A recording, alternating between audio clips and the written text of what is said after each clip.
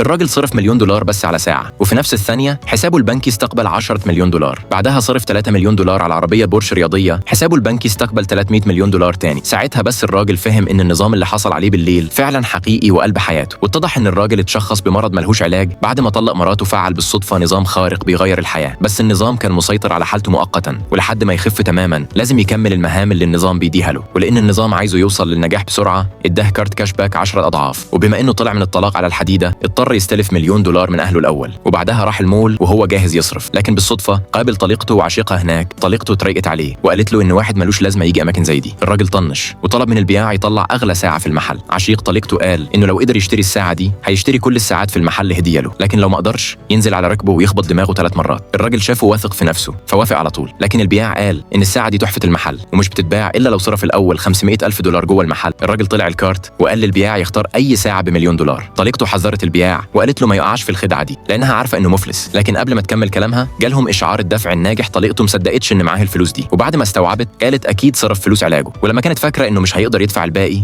فجأة النظام ظهر وقال إنه نجح يصرف ال1,000,000 وهيجي له كاش باك 10 مليون على طول. صرف 4 ملايين كمان على أغلى ساعة في المحل. طليقته اتخضت خالص، ولما طلب من عشيقها ينفذ الرهان العشيق بوظ الموضوع وزعق وضرب طليقته بالقلم ومشي.